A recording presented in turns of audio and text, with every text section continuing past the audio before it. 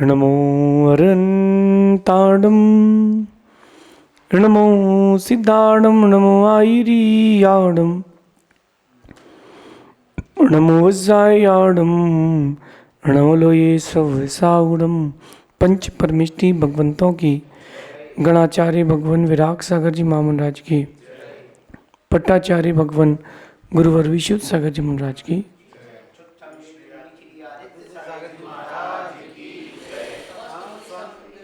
या हम सभी अपने जीवन में सुख और गुणों की वृद्धि के लिए नीति के विषयों का श्रवण कर रहे हैं। नीतिकार आपको हर दिन एक नए गुण से जोड़ते एक विशेषता सिखाते हैं ताकि आप अपने व्यक्तित्व को, अपने व्यवहार को उन्नत बना सकें। कुछ चीज़ें आपने जोड़ के रखी हैं और कुछ चीज़ें आपने छोड़ के रखी हैं। कुछ ऐसी भी चीज़ें आप जोड़ के रखे हो अपने पास जो काम की नहीं है, बस रखी हो, और यही चीज़ें आपको आगे नहीं बढ़ने दे रही। एक व्यक्ति नदी के किनारे शाम को पहुंचा और उसको एक नाव मिली। उसने रात भर चप्पू चलाया अंधेरे में, सुबह देखा तो उसी तट में था, उसी घाट में ही रह गया, आगे जा ही नहीं पाया। बाद में उसने देखा कि नाव तो खूंटे से बंधी है। नाव क्यों नहीं तिर पाई? क्योंकि कहीं बंधी थी। आप लोग भी अपने आप को ऊंचा क्यों नहीं बना पा रहे हो? कहीं ना कहीं बंधे हो, कहीं ना कहीं बंधे हो। या तो आपके व्यवहार से बंधे हो, अपनी कमियों से बंधे हो, किसी को ईगो सता रहा है तो किसी को ईर्ष्या सता रही है। कुछ तो है जो आपको आगे बढ़ने से रोक रहा है। एक मिनट के लिए देखना कि जानवरों के चेहरे एक से होते हैं, इंसान के चेहरे एक से नहीं होते। लेकिन अगर आप अंदर की संरचना देखोगे इंसान की तो सबकी एक सी है। ब्रेन है, आँख है, मुख है, नाक है, कान है, किडनी है, लीवर है। अंदर की संरचना वही है, अंदर की संरचना वही है। फिर भी लोगों के साथ अलग अलग चीज़ें देखने क्यों मिलती हैं? कारण क्या है? कारण एकदम साफ है, कोई कमी रह गई है, कुछ तो कमी रह गई है। जल्दबाजी में आपने नमक की जगह फिटकरी मिला ली है। किसी ने अगर भोजन में जल्दबाजी में नमक की जगह फिटकरी डाल दी, पूरा भोजन कड़वा हो जाएगा। ऐसे ही आपने कोई चीज़ जोड़ ली है जीवन में जल्दबाजी में, जो आपको तोड़ रही है, बिखेर रही है। आज की नीति में ऊंचा उठने के लिए प्रेरणा दे रहे हैं। हर व्यक्ति ऊंचा उठना चाहता है, लेकिन ऊंचा उठे कैसे? ऊंचा उठने के लिए उसको खड़े तो होना पड़ेगा। बस वो पुरानी बातें, पुरानी चीज़ें वो अंदर सेटेड हैं माइंड में, और आप उसी के इर्द गिर्द घूम रहे हो। आज नीति में समझा रहे हैं कि आपने ऊंचा उठने के लिए बहुत कुछ किया है और आगे भी आप बहुत कुछ करोगे। एक चीज़ मेरी तरफ से भी ज़रूर कर लेना। देखो, आपने ऊंचा उठने के लिए धार्मिकता को अपना लिया, हिंसा छोड़ दी, अहिंसा से भोजन करते हो, किसी का दिल नहीं दुखाते हो, ईमानदारी से व्यापार करते हो, बहुत सारी चीज़ें आपने कर ली होंगी। ये आगे आप और भी बहुत सारी चीज़ें करोगे। एक चीज़ बस मेरी तरफ से और जोड़ के चलना, झुककर भी चलना। थोड़ा सा झुक कर के, नम करके चलना भी सीखना। मेरी बात को ध्यान से सुनना। झुक कर के भी चलना सीखना, लेकिन जहाँ जितना ज़रूरी हो वहाँ उतना झुक कर के चलना। जब गलती हो तो झुक कर के स्वीकारना, गलती ना हो झुका करके सामने वाले को स्वीकार कराना। जब देश की बात आ जाए, धर्म की बात आ जाए, राष्ट्र की बात आ जाए, परिवार की बात आ जाए, तब अपनी रक्षा के लिए दूसरे को झुकाना भी सीखना, लेकिन झुक कर के ज़्यादा चलना। कभी आप देखना, जो जितना लंबा आदमी होता है वो थोड़ा देख के चलता है, झुक कर के चलता है, और झुक कर के देख कर के क्यों चलता है? कहीं उसके सिर पे दीवार ना लग जाए, चौखट ना लग जाए। मतलब प्रकृति कह रही है कि जितना बड़े आदमी तुम हो उतना तुमको झुक कर के चलना पड़ेगा, और तुम झुक कर के नहीं चलोगे सारी अकड़ निकल जाएगी। तो आपने अपनी लाइफ को बहुत अच्छा बनाने के लिए बहुत कुछ सोचा है और बहुत कुछ सोच भी रहे हो, बट एक चीज़ मेरी तरफ से ऐड ऑन कर लेना कि थोड़ा सा विनम्र होकर चलना, थोड़ा सा झुक कर के चलना। आप अगर विनम्र होकर के चलोगे, मैं आपको विश्वास देता हूँ कि लोगों का आपके प्रति आकर्षण बनेगा। अपने एटीट्यूड को खोना नहीं है, जो आपका जुनून है, जोश है, उसको खोना नहीं है, बट थोड़ी सा नम्र होकर के चलना पड़ेगा। अकड़ के चलोगे ना कोई फंसेगा, तुम्हारी पूरी अकड़ निकाल लेगा। अभी देख लिया अपन ने यूक्रेन और रशिया के युद्ध में, रशिया सुपर पावर, यूक्रेन ने उसकी अकड़ निकाल दी। अमेरिका को लगा कि ईरान पर कब्जा कर लूँगा, डे 1 में ही उसने अपना प्लान सक्सेसफुल कर लिया, वहाँ के लीडर को मार दिया। अब मेरा प्रश्न है, क्या वो सक्सेसफुल हो गए? नहीं हो पाए। उसको लग रहा था कि मैं अकड़ के सब कुछ कर सकता हूँ, कुछ नहीं कर पाया, सब रह गया, सब धरा का धरा रह गया, सब धरा का धरा रह गया, सारी अकड़ निकल गई। थोड़ा झुक कर के प्यार से बात करता तो आदमी कहता चल यार एक कुआं तू भी ले ले, तेल का दुखी मत हो। अगर व्यक्ति कोई प्रेम से वार्तालाप करे तो आदमी बोले चलो ठीक है ले लो यार, एक ही बात है, एडजस्टमेंट लाइफ का नाम है। आप ट्रेन में बैठे हो, आपकी सीट है, कोई बोले ओए खिसक, तो आप बोलो भाई तू विधायक रहे आए तो कोई मतलब नहीं, सीट मेरी है। कोई बोले प्यार से भैया मेरे को, मैं अगले स्टेशन तक जा रहा हूँ, बैठ जाऊँ क्या आपके साथ? बस 25 किलोमीटर की बात है, फिर मैं उतर जाऊँगा। तो आप बोले कोई बात नहीं भैया बैठ जाओ, चलो इट्स ओके, कोई बात नहीं। प्रॉब्लम ये है कि अपन अकड़ जाते हैं, अकड़ने के बाद चीज़ें टूटती हैं, बिखरती हैं। गर्मी का मौसम चल रहा है, बरसात का मौसम आएगा, इन दोनों के बीच में तूफान आएगा, आंधी आएगी। कौन सा पेड़ गिरता है? जो अकड़ा रहता है, जो नम्र रहता है, थोड़ा लचक के रहता है, वो नहीं गिरता। बड़े बड़े पेड़ उखड़ जाते हैं तूफानों में, लेकिन कोई घास का बाल बांका नहीं कर पाता। क्यों? कारण सिर्फ एक है, घास नम्र होकर के चलती है।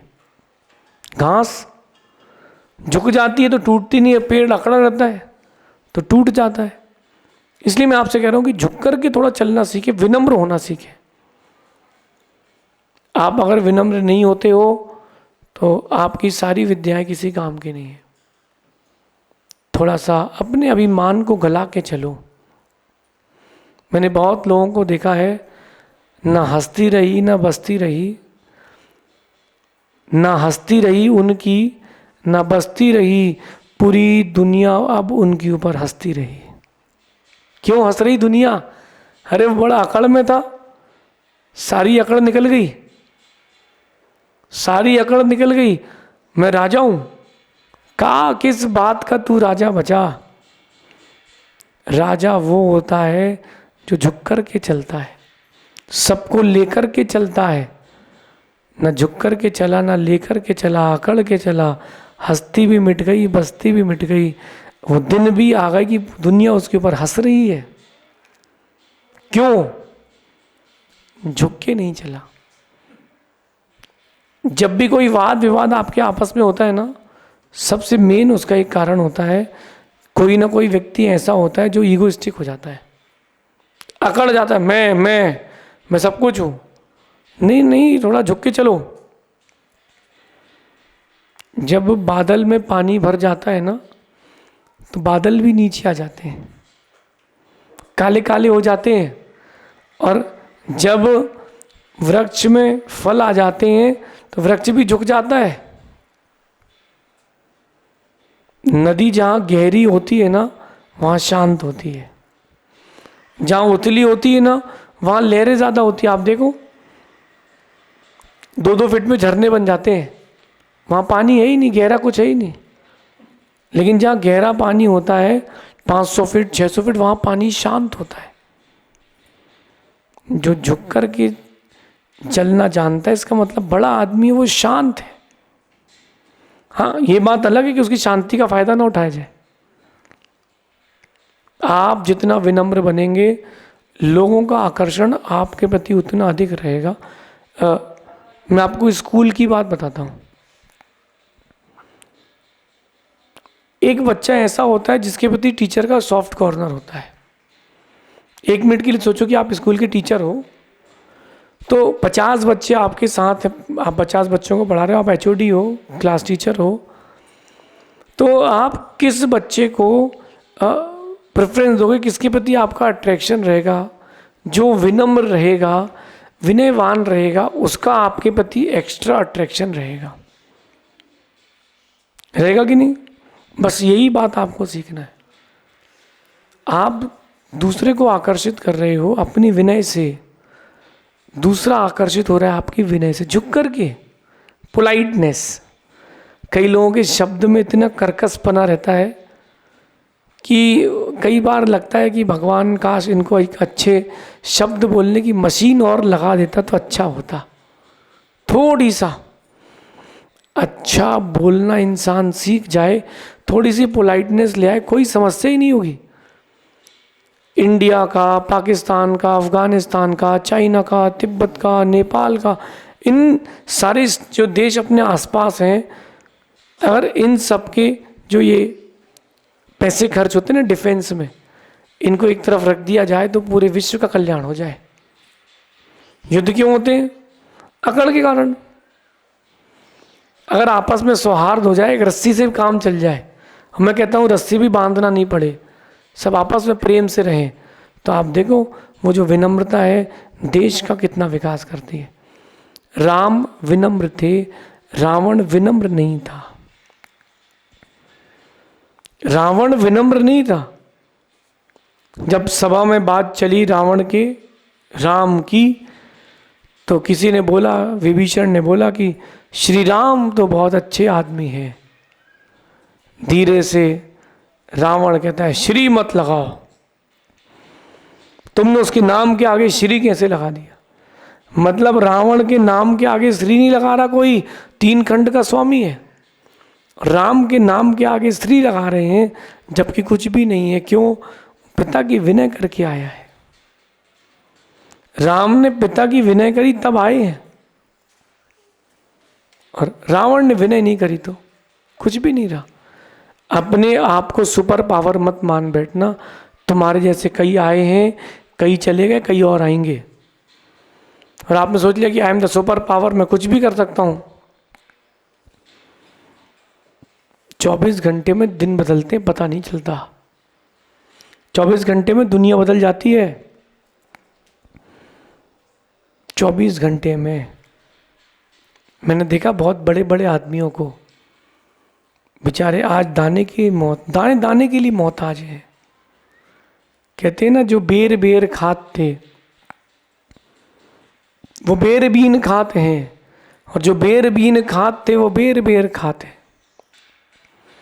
यानी जो व्यक्ति बार बार भोजन करता था, बेर बेर यानी बार बार, तो जो व्यक्ति बार बार भोजन करता था वो बेर बीन के खा रहा है, और जो बेर बीन के खाता था वो बार बार खा रहा है। क्यों खा रहा है? उसकी पोलाइटनेस। मैंने एक कथा पढ़ी और वो कथा मेरे हृदय को बड़ी स्पर्शित कर गई। विनय का भाव। विनय ये नहीं कहती कि तुम कितने बड़े हो, विनय ये कहती है कि जो तुमसे तो तकलीफ में है थोड़ा उसका भी सपोर्ट कर दो। विनय ये कहती है कि थोड़ा सा हर किसी के सामने पोलाइट होके चलो। एक राजा का मंत्री रास्ते में पैदल चल रहा था। पैदल चलते चलते थोड़ा दूर चलने के बाद उसने देखा कि एक बूढ़ा दादा हाथ में लकड़ी लिया है, ज़मीन गर्म है, और उस गर्म ज़मीन में वो पैर रख रहा है, उसको सहन नहीं हो रहा, गरीब है। मंत्री ने अपनी चप्पल दे दी उसको कि चप्पल आपके लिए है या आप पहन लें। नहीं नहीं, बोले मंत्री साहब आप क्या पहनेंगे? बोले नहीं नहीं, मेरा घर तो बगल में ही आ गया है, आप ये पहन लें, और मेरा तो रास्ता छाँव छाँव का है, अब आप ये पहन लें। मंत्री ने चप्पल दे दी, नंगे पैर मंत्री अपने घर तक जा रहा था, छाँव छाँव का रास्ता था। राजा की बग्घी रुकी, राजा की बग्घी रुकी। राजा कहता अरे मंत्री जी शाम को कहाँ घूम रहे हो? बोले घर तक जा रहा हूँ। बोले नंगे पैर? बोले हाँ कुछ कारण था। बोले आइए बैठ जाइए। राजा ने अपने मंत्री को बग्घी में बैठा लिया, चलो मैं छोड़ देता हूँ घर तक। अब मंत्री पूछता है भाई ये तो बताओ कि तुम इतने बड़ी पोस्ट पर हो। राजा बोलता मंत्री से तुम इतनी बड़ी पोस्ट में हो और बिना चप्पल के चलना क्या तुम्हारे लिए शोभा देता है? मंत्री धीरे से कहता है राजन इसी का तो खेल है, कर्मों का खेल है। एक बूढ़ा व्यक्ति मेरे बगल से निकला, उसकी तकलीफ थी, चप्पल नहीं थी बेचारे को, मैंने अपनी चप्पल दे दी और वो भी टूटी थी, सही नहीं थी, चलते चलते वो खिंच गई थी तो टूट गई थी, लेकिन उसका काम चल जाएगा। लेकिन मंत्री ने एक बात बोली कि टूटी चप्पल दी दान में तो रत मैंने पाया है। उसने चप्पल नहीं दी होती तो राजा बैठाता नहीं। उसने उम्र की विनय करी है, पद की नहीं करी। पद में तो मंत्री बड़ा था, लेकिन उसने देखा कि वृद्ध है, ये अपन से उम्र बड़े, उसने उनकी विनय करी, झुक कर के उनके चरण छुए, आप मेरी चप्पल पहन लीजिए। इतना सा प्रभाव, इतना सा काम, केवल इतना सा, उसने अपनी चप्पल दे दी तो उसको रथ में बैठने मिल गया। आपको भी जब भी मौका मिले परोपकार करने का, विनम्र रहने का जरूर रहें। आपके शब्द बताते हैं कि आपका परिवार क्या है, आपके शब्द बताते हैं कि आपकी कंपनी क्या है, आपका झुकना बताता है कि आप बहुत बड़े आदमी हैं। अगर आप बड़े आदमी बनना चाहते हैं थोड़ा सा झुक कर के चलें। हाँ, जो झुकाए उसको आप लेटाएं, लेकिन हर व्यक्ति के सामने थोड़ा झुक कर के रहें। व्यक्ति आपसे मिले तो उसको लगे कि हाँ किसी बहुत बड़े व्यक्ति से मिला हूँ। कहते हैं जो झुक के चलते हैं उनकी ऊंचाइयाँ कोई छू नहीं पाता। मैं तो आपको एक सलाह दूंगा, मान लो तो ठीक और नहीं मानो तो ठीक, थोड़ा नम कर के चलें, थोड़ा नम कर के चलें, थोड़ा झुक कर के चलें, सबसे हिल मिल कर के चलें, ऊंचाइयाँ चल के तुम्हारे पास आएंगी। आप जब भी कुछ काम करोगे किसी ना किसी का बैक सपोर्ट तो चाहिए ना लाइफ में। तो जिस व्यक्ति को आपने विनय की है, जिस व्यक्ति से विनम्रता से बात की, वो व्यक्ति लौट करके आपकी सेवा के लिए आएगा। टीम ऐसे बनती है।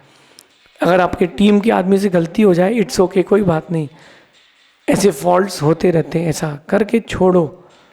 अपने जीवन में इस नीति को उतारना, थोड़ा नम करके चलना, झुक करके चलोगे, लंबी रेस के घोड़े बनोगे, शेष आगे देखेंगे। भगवान महावीर स्वामी की